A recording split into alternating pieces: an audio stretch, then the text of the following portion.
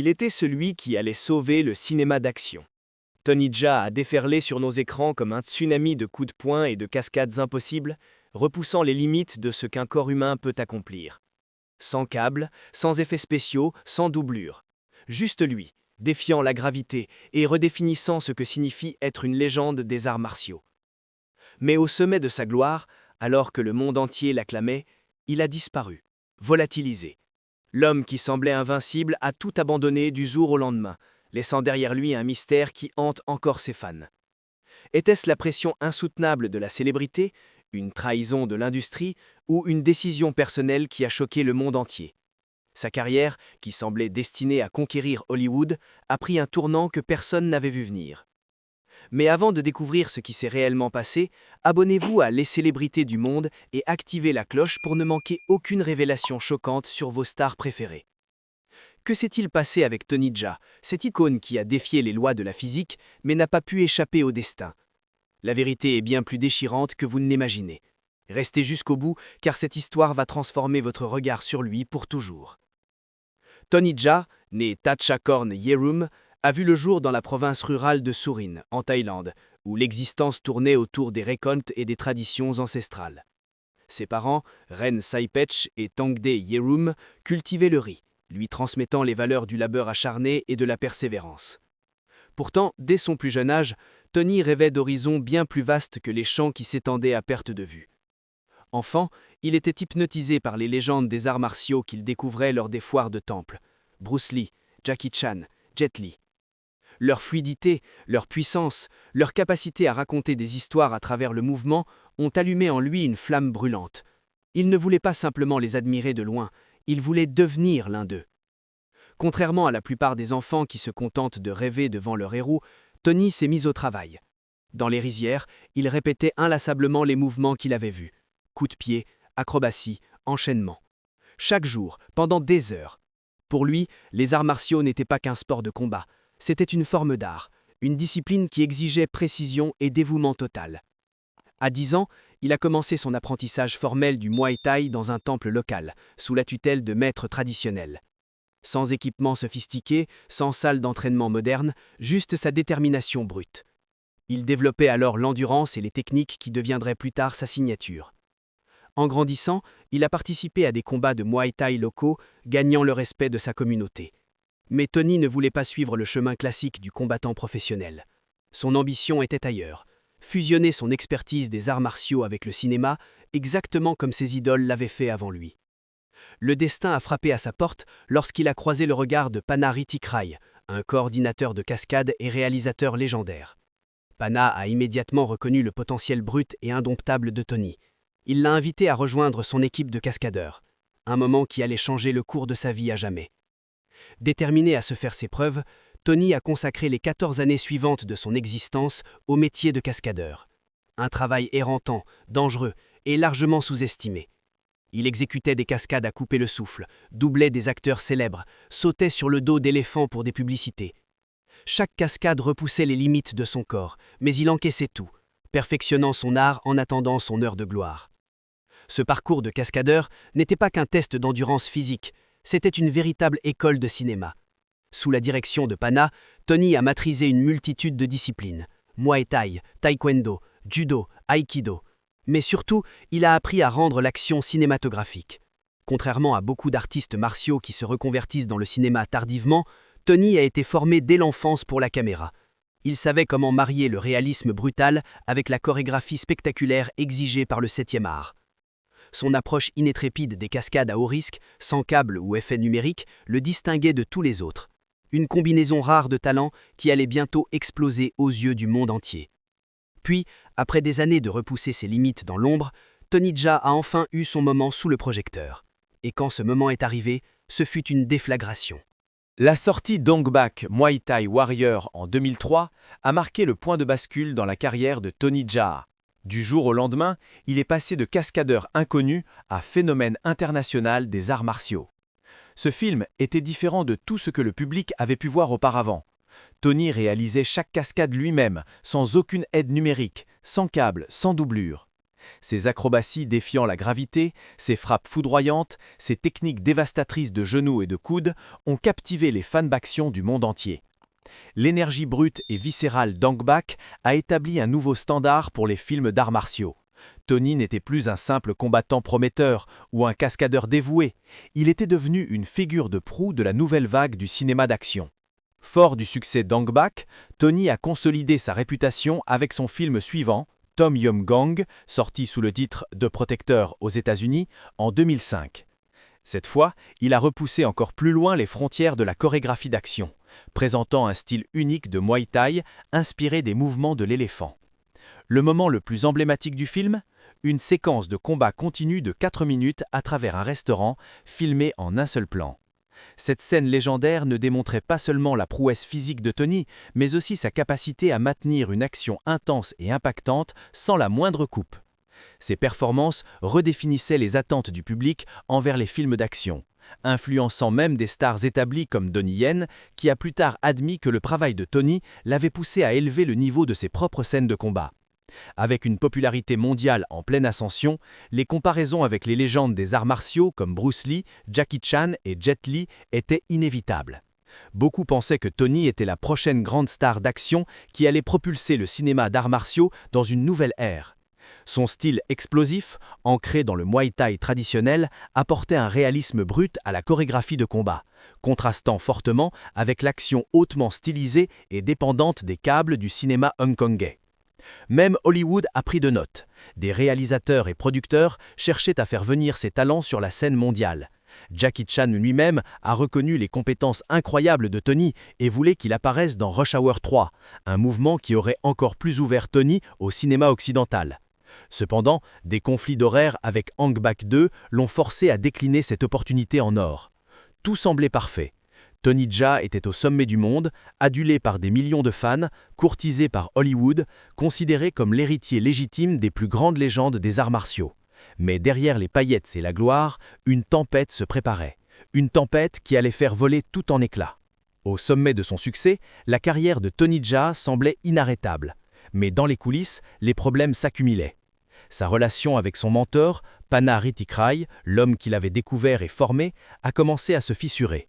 Des différences créatives sont apparues, créant des tensions qui ont affecté leur collaboration. L'une des conséquences les plus significatives de cette relation tendue fut l'annulation d'un projet très attendu intitulé Sword. Ni Tony ni Pana n'ont ouvertement discuté de leur rupture, mais les failles étaient évidentes et l'impact s'est fait sentir sur la trajectoire de carrière de Tony.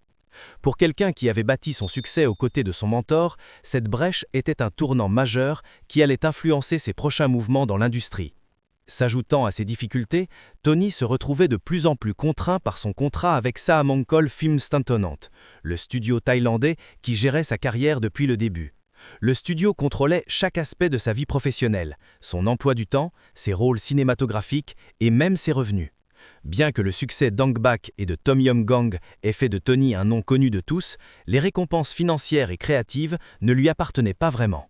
Ses mouvements étaient restreints, malgré le fait qu'il soit l'un des artistes martiaux les plus demandés de sa génération, il avait peu un mot à dire sur la direction de sa propre carrière. Cette emprise étouffante du studio le rendait difficile pour lui d'explorer des opportunités en dehors de la Thaïlande, même lorsque Hollywood a commencé à frapper à sa porte.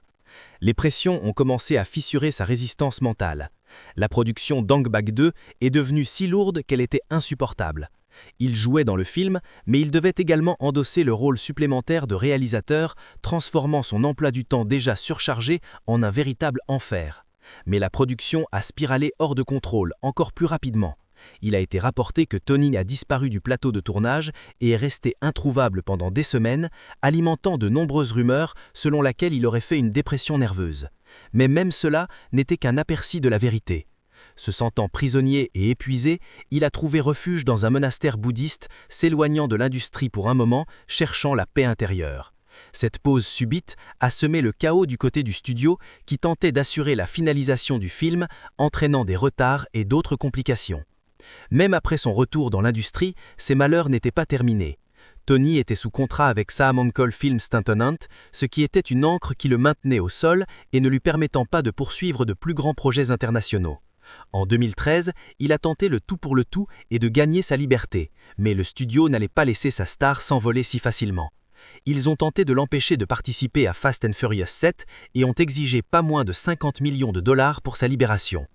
Tout ce chaos juridique et financier l'ont piégé dans un coin très étroit et par conséquent, il n'a plus jamais travaillé dans une production thaïlandaise. Bien qu'il ait réussi à intégrer des films occidentaux, à ce moment-là, les dommages étaient faits. Son élan de carrière avait souffert et il n'a jamais vraiment pu retrouver cette magie qui avait fait de lui une sensation mondiale. Avec une pression croissante et sa carrière au bord de l'abîme, Tony Jaa a pris une décision radicale qui a laissé les fans et l'industrie sous le choc. Il a tout abandonné. Au sommet de sa carrière, Tony Jaa a pris une décision choquante qui a laissé les fans et l'industrie cinématographique stupéfaits. Il a disparu des projecteurs et est devenu moine bouddhiste. En 2010, après des années de travail physique éreintant, de pression implacable de l'industrie et d'une bataille contentieuse avec Samongkol Film, il s'est retiré du monde du cinéma et a cherché refuge dans la solitude paisible d'un temple. Pendant un temps, l'homme qui avait autrefois ébloui le public avec ses cascades défiant la gravité et ses frappes brisant les os, avait échangé les séquences d'action contre la méditation et la réflexion spirituelle. Cette décision abrupte a alimenté les spéculations. Certains affirmaient qu'il avait subi une dépression nerveuse, tandis que d'autres pensaient qu'il tentait d'échapper aux contraintes juridiques et financières de son contrat. Cependant, devenir moine n'était pas un geste inhabituel dans la culture thaïlandaise. L'ordination temporaire dans la vie monastique bouddhiste est une tradition courante, souvent considérée comme un moyen pour les hommes de rechercher la clarté et d'honorer leur famille. Pour Tony, il semblait s'agir à la fois d'une réinitialisation personnelle et spirituelle. Après des années d'être contrôlé par l'industrie cinématographique, le temple lui offrait un rare sentiment de liberté, loin des contrats, de la célébrité et des attentes. Durant cette période, il a suivi une routine stricte de méditation, de prière et de vie simple, embrassant les principes du bouddhisme. Bien qu'il n'ait jamais explicitement déclaré que sa décision était motivée par les difficultés qu'il avait rencontrées dans l'industrie, beaucoup pensent que ses luttes avec Samongkol Film et les pressions de la célébrité ont joué un rôle majeur dans sa retraite. La disparition a créé un vide dans le monde des arts martiaux. Elle a aiguisé les demandes des fans pour encore plus d'actions à couper le souffle et a peut-être approfondi les rumeurs concernant sa localisation. Certains ont longtemps soutenu qu'il avait quitté le métier d'acteur pour de bon, tandis que d'autres insistaient sur le fait qu'il préparait un retour. Pendant ce temps, l'industrie cinématographique thaïlandaise était passée à autre chose, et cet élan formidable qu'il avait gagné avec Ong Bak et Tom Yum-goong a commencé à s'estomper. Les opportunités hollywoodiennes qui auraient pu le propulser vers l'avant ont été perdues, et d'autres stars des arts martiaux comme Donnie Yen et Iko Uwais sont montées sur le devant de la scène en son absence. Le genre avait évolué et la retraite de Tony de l'industrie risquait de le laisser derrière. Finalement, après une longue période d'introspection, Tony était prêt à faire son retour dans le monde du cinéma, mais c'était dans des conditions nettement transformées. La présence autrefois toute puissante de son pouvoir de star avait considérablement diminué. L'enthousiasme a accueilli le retour de Tony, mais l'industrie avait changé au fil des ans, tout comme sa trajectoire de carrière. Son temps passé en tant que moine lui avait apporté la paix intérieure, mais lui avait coûté un temps précieux dans le monde en mouvement rapide du divertissement. Pour Tony Jaa, le retour au monde des films d'action n'était pas aussi simple que beaucoup l'auraient espéré, et bien qu'il ait fait son retour, il n'a jamais vraiment semblé atteindre le statut légendaire qu'il avait autrefois. Quand Tony Jaa est revenu de son temps en tant que moine, Hollywood l'appelait déjà. Son travail révolutionnaire dans Ong Bak et Tom Yum-goong avait capturé l'attention des cinéastes internationaux, et il y avait une demande croissante pour amener son style unique d'arts martiaux sur la scène mondiale. Les producteurs hollywoodiens voyaient en Tony une star d'action potentielle qui pouvait suivre les traces de Bruce Lee, Jackie Chan et Jet Li. Sa première grande opportunité hollywoodienne est venue avec Fast and Furious 7 en 2015, où il a joué à côté de Vin Diesel et Paul Walker. C'était un projet à haute visibilité qu'il a présenté au public occidental, mais malgré l'enthousiasme entourant sa participation, son rôle était relativement petit. Bien qu'il ait eu des séquences de bataille mémorables, particulièrement son affrontement intense avec Paul Walker, les fans ont rapidement remarqué que le film ne l'utilisait pas pleinement ses capacités. La poussée hollywoodienne de Tony s'est poursuivie avec Triple X Return of Thunder Cage en 2017, où il a rejoint un casting d'ensemble comprenant des grands noms comme Vin Diesel et Donnie Yen. Encore une fois, il y avait espoir que ce serait un tournant pour lui, mais tout comme Fast and Furious 7, il n'a pas reçu le projecteur qu'il commandait autrefois dans ses films thaïlandais. La chorégraphie était fortement stylisée et l'action brute sans câble qui l'avait rendu célèbre était largement absente. Beaucoup de ses fans ont senti qu'Hollywood ne savait pas comment mettre en valeur ses talents correctement, le plaçant plutôt dans des rôles de soutien où il était éclipsé par d'autres stars d'action. La transition vers Hollywood n'était pas aussi fluide qu'elle l'avait été pour Jackie Chan ou Jet Li, et Tony a eu du mal à percer d'une manière qui lui permettait de présenter tout son potentiel. La langue a créé un des plus grands défis pour Tony, qui avait perfectionné sa performance physique pendant plusieurs années. Il était confronté à un nouveau défi, jouer en anglais. En 2014, il était assez bon pour être interviewé en anglais, bien que beaucoup pensent que l'écart linguistique limitait les rôles qui lui étaient offerts. Les films d'action hollywoodiens nécessitent souvent des héros charismatiques et rapides, qui peuvent gérer des scènes lourdes de dialogue, chose que Tony n'excellait pas.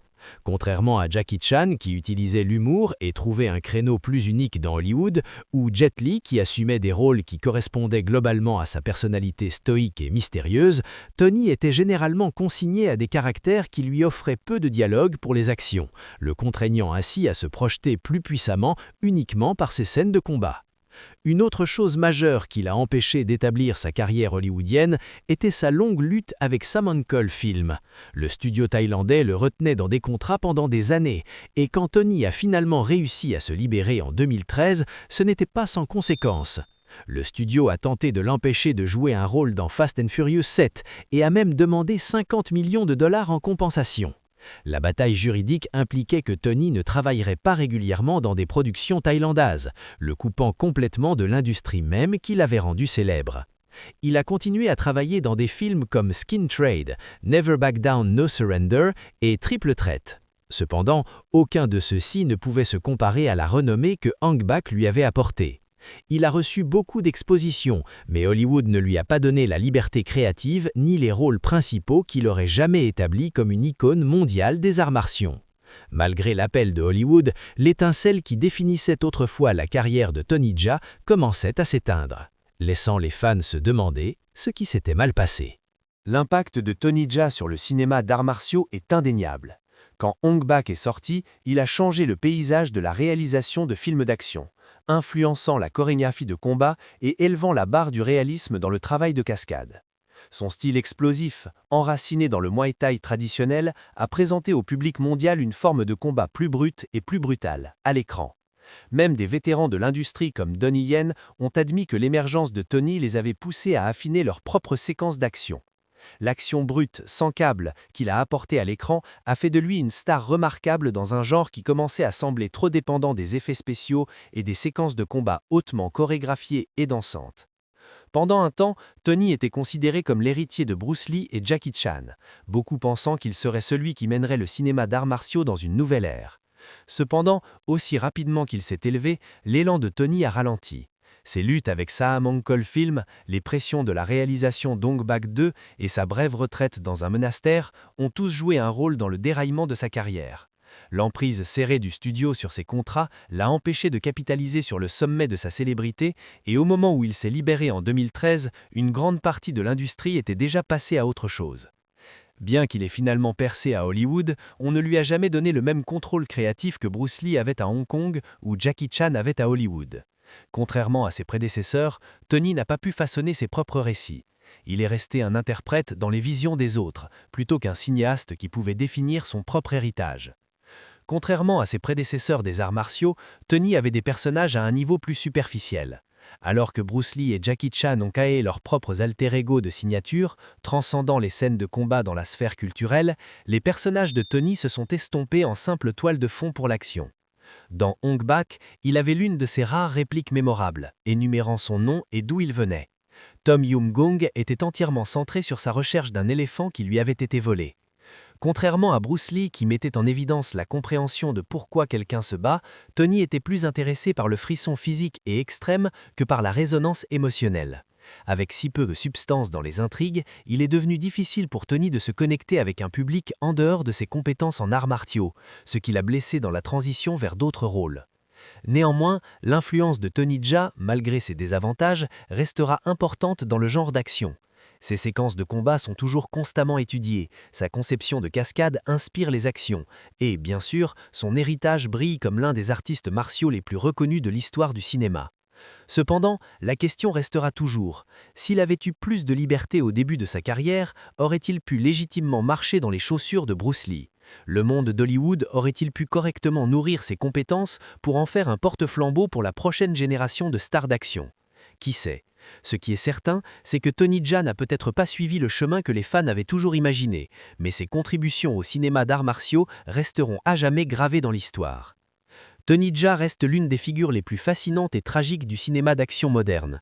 Un homme qui avait tout pour devenir la plus grande star d'arts martiaux de sa génération, mais qui s'est retrouvé piégé par des contrats étouffants, des pressions insoutenables et une industrie qui ne savait pas comment exploiter son talent exceptionnel.